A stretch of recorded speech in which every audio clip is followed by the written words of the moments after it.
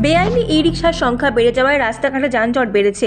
তাই বেআইনি ই রিকশা বন্ধের জন্য অভিযানে নেমেছে পরিবহন দফতর। জানা গিয়েছে, আজ দুপুরে পশ্চিম মেদিনীপুর জেলার আরটিও সন্দীপ সাহার নেতৃত্বে খড়গপুর লোকাল থানার অন্তর্গত পানাছত্রী অশোকদের অবৈধ ই রিকশা বিক্রির দোকানে অভিযান চালিয়ে 12টি ই রিকশা এবং 23টি স্কুটার বাজেয়াপ্ত করা হয়েছে। আনঅথরাইজড সেলিং অফ ই রিকশা বা টোটো, এটার জন্য এসেছি আমরা সরকারি নির্দেশ মেনে। আপনারা তো নিজেরাও দেখতে পাচ্ছেন যে রাস্তাঘাট পুরো নিজেরাও চলতে পারছেন না। একটা অসুস্থ মানুষ বা ফায়ার ব্রিগেডের গাড়ি, হসপিটালের গাড়ি কোনোটাই মুভ করতে পারছে না এই আনরেজিস্টার্ড আনঅথরাইজড সেলিং অফ ই রিকশা। এটা যদি সঠিকভাবে হতো তাহলে তো রুট মেনে বা অপারেশনাল এরিয়া মেনে করতে পারতো। সেক্ষেত্রে সেটা করছে না বলে মানে জনজীবন বিপর্যস্ত হয়ে গেছে।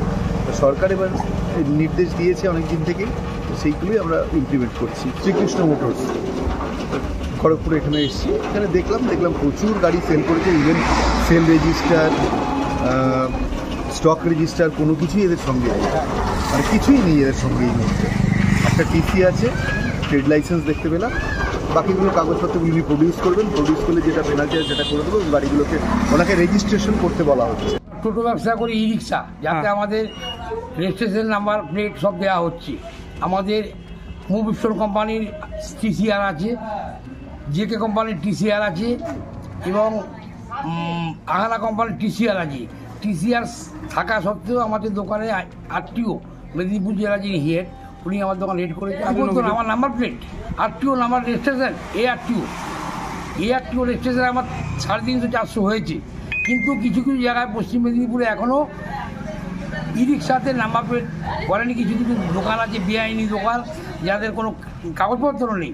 সিজ করার কারণ হচ্ছে আমার 350 গাড়ি যদি বিক্রি হয়, তার মধ্যে 20-30টা গাড়ি নাম্বার প্লেট দেওয়া হয়নি।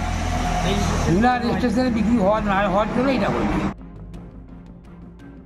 পশ্চিম মেদিনীপুর থেকে নিজস্ব প্রতিনিধির রিপোর্ট, এএনএম নিউজ। আরও খবরের আপডেট পেতে সাবস্ক্রাইব করুন আমাদের ইউটিউব চ্যানেলটি আর বেল আইকনে ক্লিক করুন নোটিফিকেশনস পেতে।